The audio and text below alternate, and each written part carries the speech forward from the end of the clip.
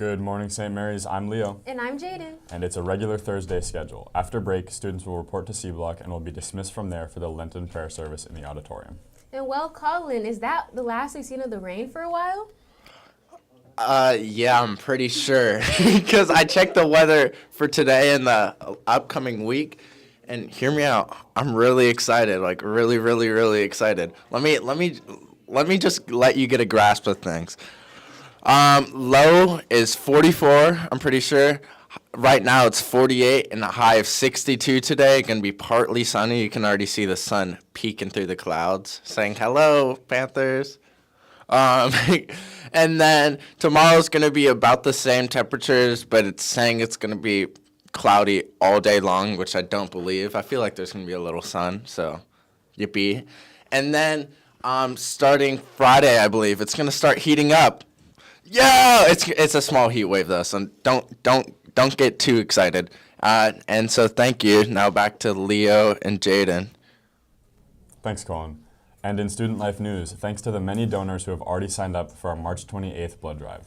We're halfway to our sign-up goal. Today at lunch, Mr. Philip Martin of the Stanford Blood Center will be in the Shea Student Life Center to explain the donation process and answer your questions. And all donors will be invited to a delicious brunch provided by our parent association on the day of the blood drive. And our Lenten Rice Bowl collection starts today. In honor of Catholic Relief Services and the Rice Bowl's 50th year anniversary, here's a little about the history of the organization and the work they do. There to make a difference.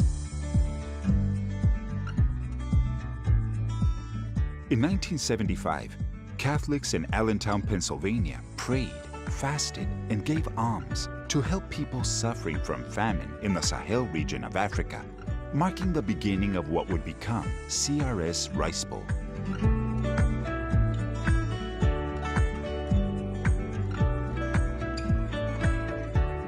Since this Lenten program began, generations of Catholics across the United States have given more than $350 million in alms, so children can receive daily nutritious meals, so farmers can grow crops to feed their families, so people around the world and in your local community can live in dignity. Now, 50 years later, our world faces a global food crisis like we've never seen before. Millions of our sisters and brothers are at risk of life-threatening hunger and malnutrition. This Lent, your prayers and almsgiving are as important as ever. As we journey with CRS Rice Bowl throughout these 40 days, let us recommit to our gospel call to help our global family. Nourished by the Eucharist, the bread of life, may we share bread for life so that all of God's children can thrive.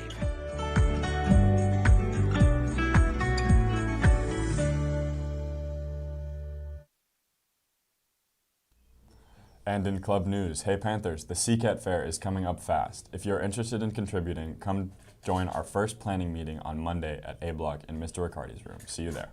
And the Service Club would like to remind everyone to bring unused toiletries that you've collected over e-week to Miss Miller's classroom. And now here's Erica with your Panther Athletics. Hello Panthers, we're going to have 3 intramural sports to close out the school year. Futsal, basketball, and football. First up is futsal, indoor soccer. Sign-ups are today and tomorrow at break and at lunch in the Shea Center. 5 people per team, only 3 varsity players per team, must have 1 girl. Games start next Monday. See you on the pitch. Swim got off to a great start yesterday by beating Hercules in total points. Paula had 2 personal bests in the 100 freestyle and the 100 butterfly. Yenna also PR'd in the 100 butterfly. Meanwhile, on the boys' side, Enzo earned a PR in the 100 freestyle and Shay the 200 freestyle. Tennis continues to do well in TCAL with a 6-1 win over Hercules. Softball lost to Albany and boys volleyball lost in 3 to Hercules. And later today, tennis plays for the 3rd straight day as they host Vallejo. Boys golf is back in full swing as they take on Hercules up at the Franklin Canyon course. They have a 2 p.m. early dismissal, as does varsity baseball, who travel to San Francisco and faces University High. Finally, JV baseball is hosting right here at Brady Park. That's it for sports. Now back to Jaden and Leo. Thanks, Erica. And a very happy birthday today to Estella Longoria. Happy birthday to you. Happy birthday to you. Happy birthday, dear Estella. Happy birthday to you. And as we head into today's lunch menu, which is now up on the screen, as you can see, all three of us literally had a global adventure in our E-Week trips. Jaden, what was the most interesting thing you had to eat on E-Week? The most interesting thing that I ate in Greece was, it was kind of like a dumpling, except it was the like outside the shell or whatever was cabbage. So it was cabbage, and then it was filled with like this meat mixture, and then it was steamed. So yeah, that was the most interesting thing I had. What about you, Erica? I think the best thing I had on E-Week in Puerto Rico was the fried plantains. They were so good. And then I think we had chicken, rice, and beans the most out of the whole time we were there. So. What about you, Leo? I went to the Balkans, and the most interesting thing we had was definitely an entire fish with like everything in it, the eyes and the whole face. I didn't eat it because I was kind of too scared, but I did have the ice cream afterwards. But I think the best thing we had was the meal we had first in Sarajevo, which was a bunch of vegetables with just all of them stuffed with ground beef, which was really good. That sounds really good. It was delicious. Make sure you guys check out your own global adventure in the Yes, Shea Cafe. do that. Yes. And that's it for today. Have a great day, St. Mary's.